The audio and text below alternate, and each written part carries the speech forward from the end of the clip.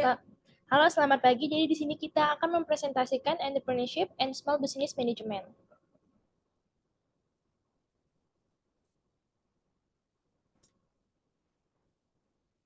Pertama-tama kita ingin memperkenalkan diri. Perkenalkan, nama saya Rosni. Nama saya Kira Naurotufia. Nama saya Vanessa.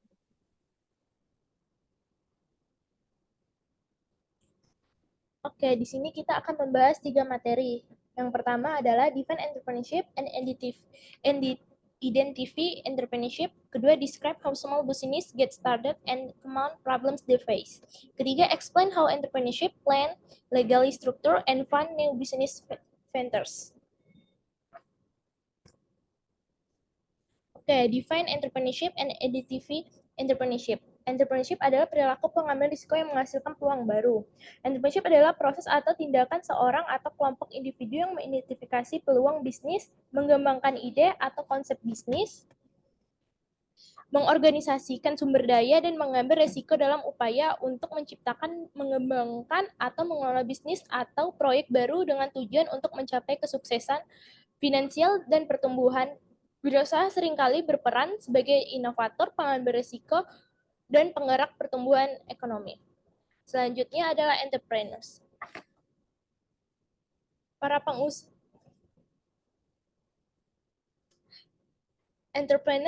pengusaha atau entrepreneur adalah individu yang menciptakan, mengembangkan, dan mengelola bisnis atau usaha dengan tujuan untuk menghasilkan keuntungan.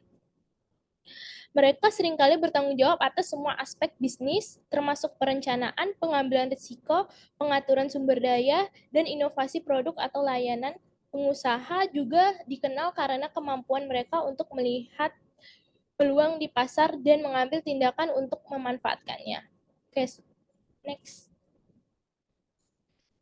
Di sini ada di sini ada contoh dari entrepreneur terkenal yang di dunia. Selanjutnya ada 3 macam entrepreneurs. Yang pertama, ada classic entrepreneur, mengejar peluang yang dilihat orang lain sebagai masalah, tetapi seringkali digunakan untuk mengacu pada jenis pengusaha yang mengikuti pola atau karakteristik tradisional dalam dunia bisnis. Selain itu, classic entrepreneur adalah seorang yang ingin memulai peluang dalam situasi yang dianggap orang lain sebagai masalah atau ancaman. Yang kedua, ada serial entrepreneur. Serial entrepreneur adalah seorang yang secara berulang-ulang mendirikan, mengembangkan, dan menjalankan berbagai bisnis atau perusahaan sepanjang karir mereka. Mereka cenderung tidak puas hanya dengan menjalankan satu bisnis seumur hidup mereka, tetapi lebih suka terus mencari peluang baru dan menciptakan usaha-usaha baru. Yang ketiga ada first mover and advantage. Ini istilah dalam strategi bisnis yang merujuk pada keuntungan yang diperoleh oleh perusahaan atau produk yang pertama kali memasuki pasar dengan inovasi atau konsep baru. Keuntungan sebagai penggerak pertama berasal dari menjadi orang yang pertama mengeksploitasi ceruk pasar atau memasuki pasar. Next.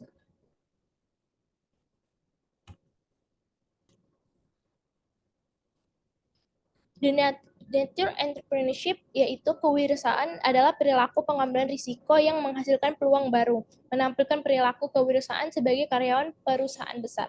Di sini ada ciri-ciri karakteristik dari entrepreneurs. Yang pertama ada internal locus of control.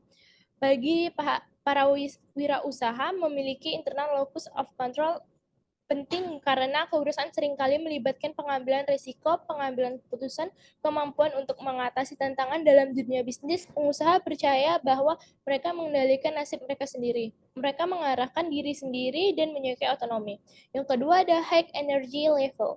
Wirausahaan ini orang yang gigih, pekerja keras, dan bersedia mengerahkan upaya luar biasa untuk berhasil. Yang ketiga ada self-confidence. Pengusaha merasa kompeten, percaya diri, dan bersedia mengambil keputusan. Keempat, tolerance for ambiguity. Wirausahaan ini adalah pengambil resiko, mereka mentolerir situasi dengan tingkat ketidakpastian yang tinggi. Yang kelima ada self-reliance and desire of independence. Pengusaha menginginkan kemandirian, mereka mandiri, mereka ingin menjadi bos bagi mereka sendiri, bukan bekerja untuk orang lain. Yang keenam ada high need for achievement. Pengusaha termotivasi untuk mencapai tujuan yang menantang. Mereka berkembang berdasarkan umpan balik kinerja. Yang ketujuh ada flexibility. Pengusaha bersedia mengakui masalah dan kesalahan dan bersedia mengubah tindakan ketika rencana tidak berhasil. Yang kedelapan ada passion and action orientation. Wirausahaan mencoba mengambil tindakan sebelum menghadapi masalah. Mereka ingin menyelesaikan sesuatu yang tidak menyia-nyiakan waktu yang berharga. Oke, next. Di sini ada female and minority entrepreneur are growing in numbers. Usaha ini berbasis kebutuhan karena jenis wirausaha yang muncul ketika seorang atau sekelompok orang merasa terdorong untuk memulai usaha karena kebutuhan ekonomi atau sosial yang mendesak. Biasanya wirausaha semacam ini muncul dalam situasi di mana pilihan pekerjaan konvensional terbatas atau sulit ditemukan. Contohnya, seorang mungkin memulai usaha kecil karena kesulitan mencari pekerjaan yang layak atau dalam upaya untuk memenuhi kebutuhan dasar mereka atau keluarga mereka. Next.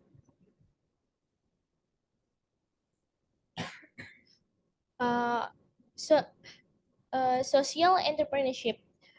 Yang pertama, merupakan salah satu bentuk permasalahan etika yang unik. Kewirausahaan yang mencari cara-cara baru untuk memecahkan permasalahan sosial yang mendesak. Yang kedua ada social entrepreneurs, mengambil risiko untuk menemukan cara baru untuk memecahkan masalah sosial yang mendesak seperti kemiskinan, melek huruf, penyakit, dan tunawisma. Next.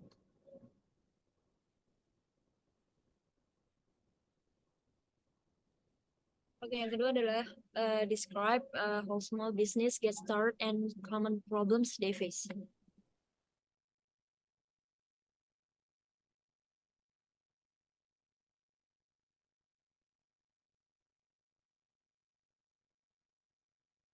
UMKM. Jadi gimana sih usaha kecil dimulai dan masalah umum apa aja yang dihadapi oleh mereka. Di usaha kecil tertulis statistik bahwa menyediakan lapangan kerja 46,7% kerja di sektor swasta. Yang kedua, menciptakan 6 dari 10 lapangan kerja baru dan memperkerjakan 49,2% dari pekerja sektor swasta.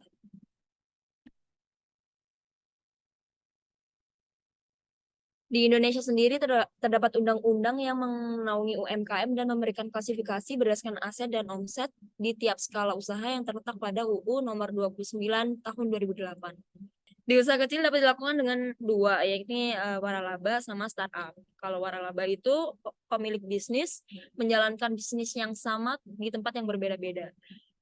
Jadi dia mengembangkan usaha dengan menyebarkan seluruh usahanya itu di tempat yang berbeda-beda tapi dengan penjualan yang sama. Kalau startup,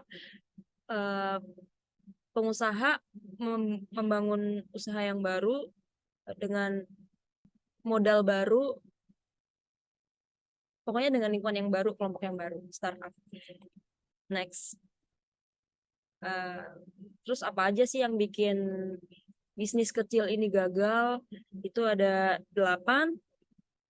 Kurangnya experience, kurangnya komitmen, kurangnya strategi, dan lain-lain. Kalau misalkan kurang experience, biasanya orang itu baru orang yang menjalankan pengusaha baru. Jadi belum ada pengalaman dari menjalankan usaha itu. Usaha keluarga.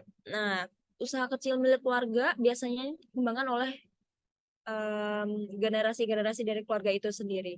Tapi di bisnis usaha ini banyak juga yang terjadi kayak masalah-masalah internal karena bedanya pendapat yang ada di dalam ini.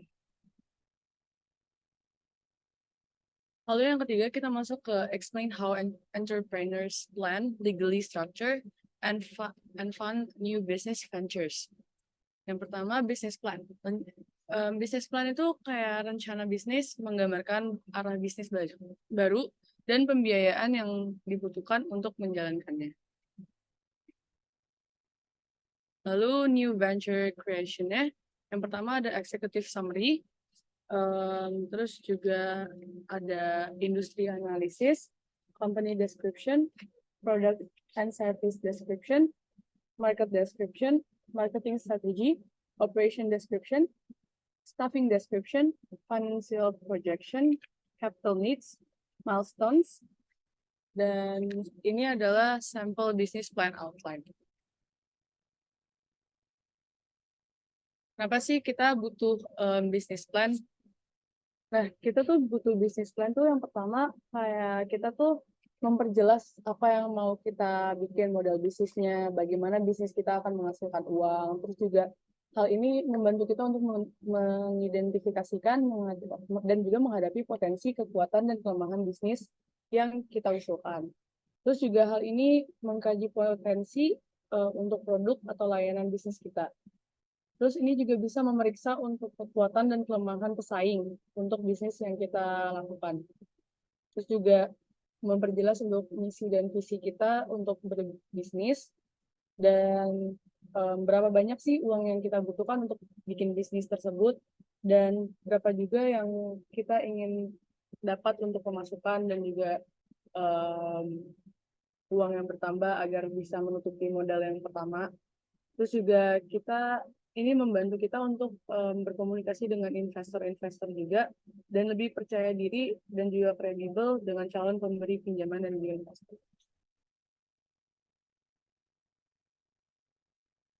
New venture creation.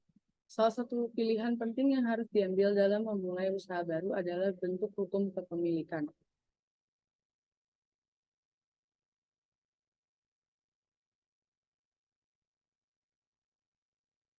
Lalu ini ada form of ownership. Yang pertama itu ada sole proprietorship. Itu seorang atau individu atau juga pasangan suami istri yang menjalankan bisnis untuk mendapatkan keuntungan. Lalu yang kedua ada partnership. Itu terbentuk ketika dua orang atau lebih sepakat untuk memulai dan juga menjalankan bisnis. Biasanya didukung oleh perjanjian kemitraan yang sah dan juga tertulis. Lalu ada corporation. Corporation umumnya diidentifikasikan oleh Inc. atau INC, disebut atas nama perusahaan dan suatu badan hukum yang didirikan oleh negara dan berdiri sendiri-sendiri dari para pemiliknya. Lalu yang terakhir ada Limited Liability Corporation atau LLC. Itu mendapatkan popularitas karena menggabungkan keunggulan dari bentuk kepemilikan perseorangan, kemitraan, dan juga korporasi lainnya. Dan tujuannya untuk pertanggungjawaban itu. Lalu LLC berfungsi seperti korporasi yang dilindungi aset pemilik terhadap klaim yang dibuat terhadap perusahaan. Lalu di sini ada financing and new venture. Yang pertama itu ada debt financing atau pembiayaan utang. Ini untuk melibatkan berutang dengan meminjam uang dari orang lain, bank, atau lembaga keuangan. Kurangnya ketersediaan pembiayaan utang menjadi masalah besar dalam krisis keuangan baru-baru ini. Dan masalah ini sangat memukul para pengusaha dan pemilik usaha kecil. Lalu yang kedua ada equity financing atau pembiayaan ekuitas.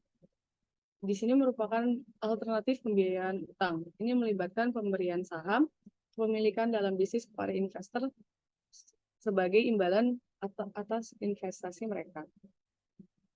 Investor ekuitas memperoleh kendali kepemilikan proporsional sebagai imbalan dan pengambilan risiko pada usaha tersebut. Pemodalan ventura, perusahaan, dan individu yang melakukan investasi pada usaha baru dengan imbalan kepemilikan saham dalam bisnis tersebut. Lalu yang kedua ada financing. Di financing ini ada angel investor. Apa sih angel investor ini?